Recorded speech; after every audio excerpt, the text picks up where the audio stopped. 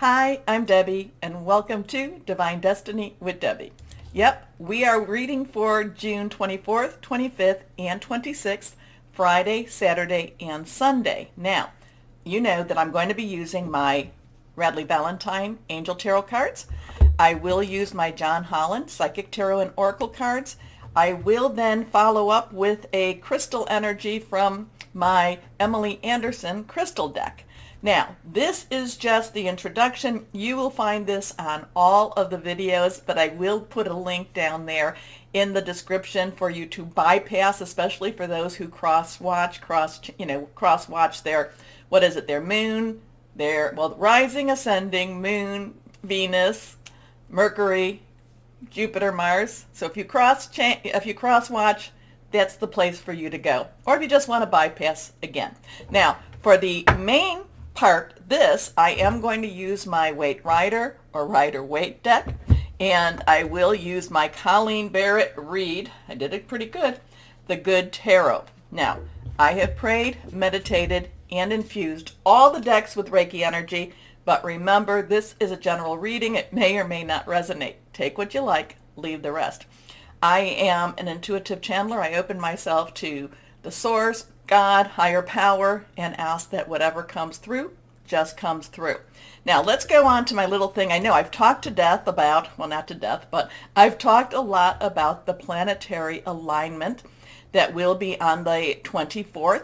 Even though today I'm doing this on the 21st, and even though this is this is the solstice, summer solstice for the people in the north, winter solstice for the people in the southern hemisphere, a lot of Midsummer Eve celebrations are around the 23rd, 24th, okay? So we also had, and I told you about the, what else was going on. Let's see. St. John's Day, that's the John the Baptist birth feast day. So there's a lot of interesting stuff. And I also told you about the Great Full Planetary Parade Alignment. And I've heard some people say, that this is something that happens every 20 to 40 years. But this is supposed to be all the planets, not even the planets that even the planets that you cannot see. And that has been said is about, 100, 140 years. I've put a couple of articles about that. Now, the interesting thing is, new moon, Cancer, on the 28th, 10:52 p.m. Eastern Time. And on the 28th at 3:55 a.m. Eastern Time, Neptune, who is in Pisces, goes retrograde. So that's a lot of that digging up secrets type of thing. Okay, so the interesting thing to me, is that the last couple of days I've been singing a song from, it is a play, they made a movie out of it called Hair, Hair, back, late 60s, early 70s.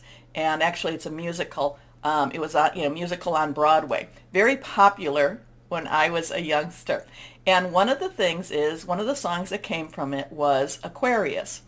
And it was, so I've been singing it and singing it and singing it, and that it just kind of, okay, enough.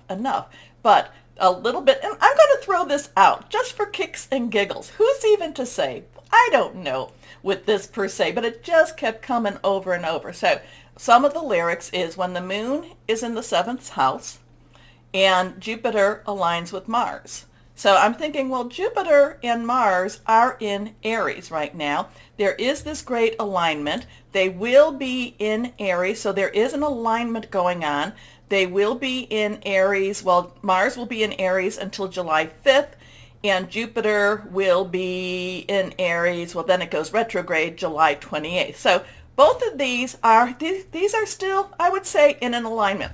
And I want to know, this is like one of those things. Let's open this up for discussion. Talks amongst yourselves.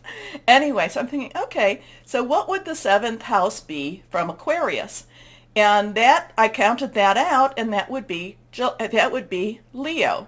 So that, because you count Aquarius as the 1st house. So Aquarius, Pisces, Aries, Taurus, Gemini, Cancer season. So then we would have Leo is the 7th house. So I said, is there going to be a moon in the 7th house of, which is Leo? And there will be a waxing moon So, it is growing. It is it's from the new moon to the full moon. There will be a waxing moon in Leo July 1st and July 2nd. So who's to say, just kind of, there's a lot of people that do better astrology. Of course, I've had to learn as I've gone along and just whatever higher power, Holy Spirit's taught me about this. But I just thought it was very interesting. So is this? Now, the rest of the song is when the moon is in the 7th house and Jupiter aligns with Mars, then peace will guide the planets and love will rule the stars. And then it said, this is the dawning of the age of Aquarius. So the dawning, remember, it is always darkest before the light. So are we entering, many people say that we started entering Aquarius 2012. Some people say that it's going to be 2600. So nobody really even has a firm grip on that. But I just thought it was an interesting lyric, and it had been going through my mind so much, and I just thought, hey, we will see what we will see. Okay, let's go on. This card has fallen. Let's see what we have here. So this is the dawning? I don't know. Because it doesn't say full moon. It doesn't say new moon. It just says when the moon is in the 7th house. Okay, and so here we go. First card is, ooh, we have Sneaky Snake this weekend. We have a 5. 5 has some change energy. Could be positive, could be negative, but this is the 5 of Swords. Swords now is Aquarius. It is Libra. It is also Gemini. Thoughts, processing. It's also making plans. It's hearing news. But this is, to me, I always feel like this has Sneaky Snake energy. This person now, maybe I'm doing this whole thing wrong, and maybe this person is guarding the swords, but I always feel like he might be guarding them, but he's also looking for his payoff. Okay, so I always get a Sneaky Snake energy with this, but at the same time, these people have turned their back. These people somewhat trust him, but he does not feel trustworthy to me. So what is going on with it? Is there a Sneaky Snake energy going on? Something with Aquarius, Gemini, Libra. Maybe we're going to hear some interesting news over the weekend, because isn't Mercury still in Gemini, which is our, air energy here. So Sneaky Snake energy. This person isn't, I don't really feel like this person is an honorable person on an honorable energy. However, it does not mean that he gets away with what he's doing. That's the thing that we always have to remember. He doesn't get away with it. He's just, he's just kind of like I said, a sneaky snake. Okay, let's see what we've got here. And reversed cards have a strong energy. So let's see here. The Knight of Cups. So Knight of Cups. Okay, Knights, all the court cards have an underlying energy. Okay, Pages underlying energy is our Earth, which is Pentacles, which is Taurus, Capricorn, and Virgo, money, job, career. Knights is fire, which is Aries, Leo, Sagittarius energy. So it's passionate, burning, very determined. Now the Queen is Cups, water, and that is Cancer, Pisces, Scorpio, fluid and emotional, very caring, but very committed, emotionally committed, but also spiritual energy. And then the King's underlying energy is air, which we've talked about, sword energy. Thought processes, hearing news, thinking things through, also very strong strategy too. So the Knight of Cups, Knight's underlying is that, that passion, is that this is really, really where I want to go. But the Cups energy is that Cancer, Pisces, Scorpio. We have entered into Cancer season. We have, this is interesting because I do feel like this Knight wants to go forward, wants to rush ahead. But at the same time, he can't necessarily rush ahead. He has his cup. He has his cup. He has to guard whatever is in his cup. Water, fluid, whatever it is. He needs to guard it, and he needs to make sure he brings it safely to wherever he is going. I feel like the horse wants to, the horse has motion, possibly needs to cross that stream. So Knight of Cups is also significant of romantic energy, of emotional energy, wanting to go forward energy. So, is it because, but at the same time, need, he's not in battle. If he was in battle, he'd put his cup down, and he'd also have his helmet, the helmet guard on too. But so he is moving forward. He is prepared if he needs to go into battle. But his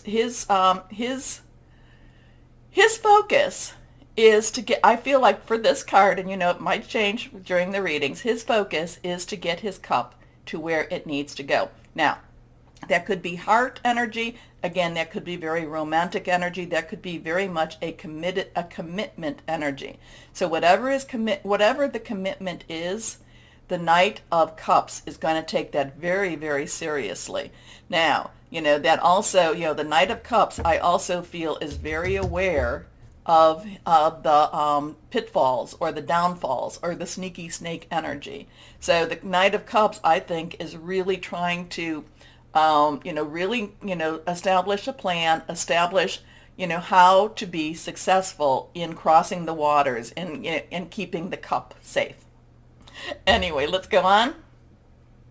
Okay, now we have the Nine of Swords. Now the Nine of Swords, and again, that is reversed. So 9 has, let's wrap it up, you've got everything you need, but then the Swords has a lot of anxiety to it. The Swords have a lot of, what am I going to do? What am I going to do? What am I going to do? Well, you know what we're going to do? We're going to pray. We're going to reach out, meditate, reach out to whoever our higher power is, and just ask for some help. But the Knight of Swords is also about unnecessary worry, but it just seems really, really overbearing and overwhelming. So it could, this could have a really strong connection with this, dishonorable energy. But again, the thing about the Nine of Cups, and as we go through this, the Nine of Swords, is that this is not, it's more of an illusion than it is the reality.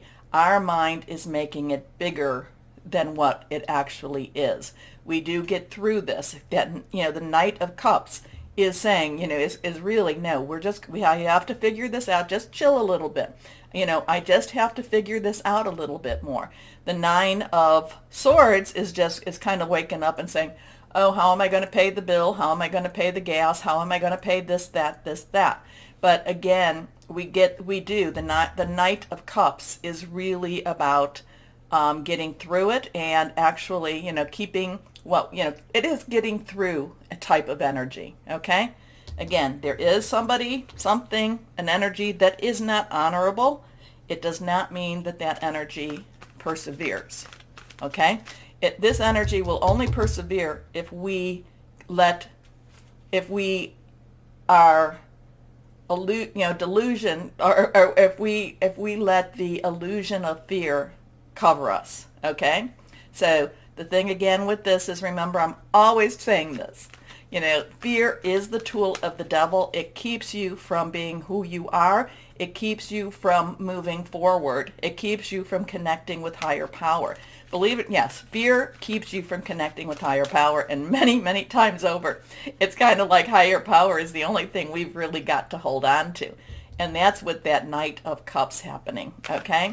Now, let's go on with the Colleen Barron read, the Good Tarot. Let's see what we have here. Higher power.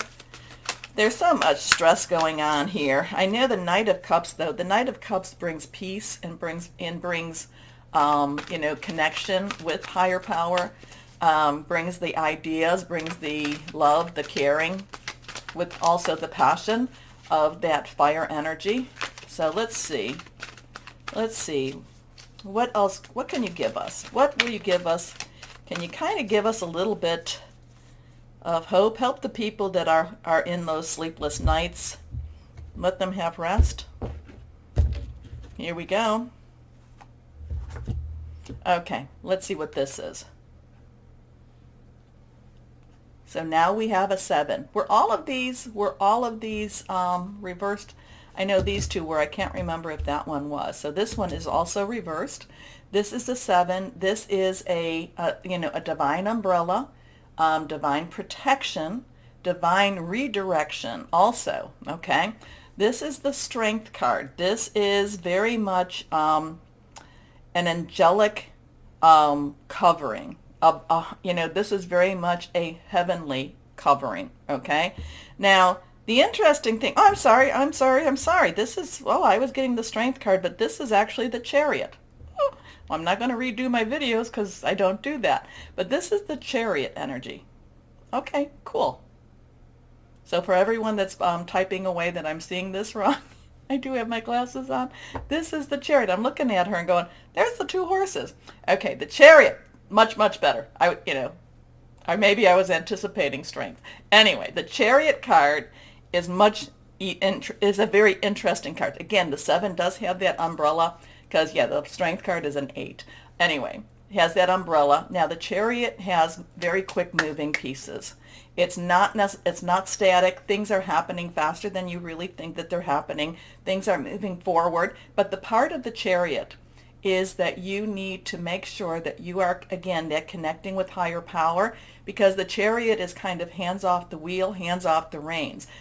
Whoever, to be authentic with the Chariot card, the horses are being guided. Now, some will say they're being guided by your force, your will, but others will say, and I will say, they're being guided by higher power. But the horses and the reins are never in the person's hands. They're always hands off the reins. But the Chariot is that fast-moving energy, is that we're going to get through this quicker than you even think. Things are happening that we're not even aware of. There is a higher power that is working behind those scenes. But again, too, this has that, many, many songs about hands off the wheel. Hands off the wheel. Don't try to direct it. Let things happen. Let things flow. Now, it can also mean promotion, and it can also mean, something better, winning the race. But the winning the race is also about hands off the wheel. Okay? Okay.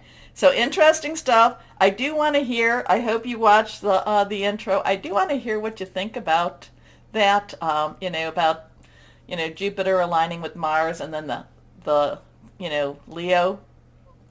Anyway, I just thought that was interesting, and since I discovered that, the song has stopped playing in my mind. But anyway, take a moment, and you know what? Like, but also smash down that like button, because I guess that's what really, the more likes that I can get, the more it moves the algorithms, and I do think that I'm a little shadow banned.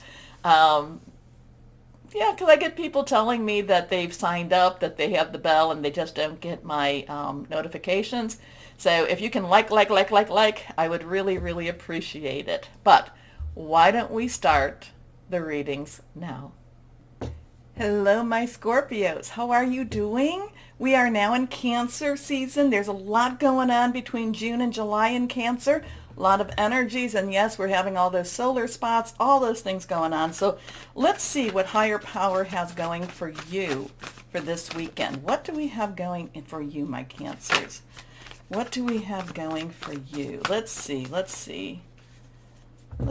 we have here. Okay, 1, 2, and 3. 3 cards. A little stronger energy with this. First card for my Cancers, 2 of Water. This is an emotionally coming together energy for you. So we have the 2, crossroads, joining together, some decisions. Now, water energy is yours, Pisces and Cancer. It's fluid, it's emotional. Also very spiritual energy here too. This is a connecting on an emotional level. This is a wanting to have something more and wanting to have something better. Now this could be a very romantic card for you, my Scorpios. This could be a romantic weekend for you. Again, this is a coming together, but there's some choices here. What are you going to do? What choices do you really have on this emotional energy here? There is some choices. It is kind of, do I pursue this? Do I pursue my dreams? Do I pursue this relationship? Do I go after this relationship? I kind of feel like there's a hesitancy here for you, my Scorpios, but the 2 of Water is one of these very strong, loving energies that kind of says, why don't you try at least? Now, remember what I'm always talking about, yes, is that if you don't try, the answer's a no. If you try, it could still be a no, but it could also be that yes. But the Two of Water is giving me warm and fuzzy feelings. The Two of Water is like, but it's also giving me a little bit of, when it comes to choices and decisions, it's also giving me a little bit of a heart flutter, like, do I dare? Do I dare? Do you dare? So this is a pursuit of a relationship. It is a pursuit of and a relationship can be your work, your job, home too. But this just has very loving, it has all the feel goods of good hugs. Okay? Anyway, a relationship that continues to grow closer, forgiveness, the positive resolution of a conflict. Now, next card is justice, justice energy. Now, this is, Bradley Valentine's deck has justice and strength, twisted a little bit. So justice and the traditional, the number 8 in the major arcana is strength card, and justice is 11. But in this card, this deck, it is justice is a number 8. Now, 8 is unlimited opportunities, unlimited possibilities. Justice energy is Archangel Raguel.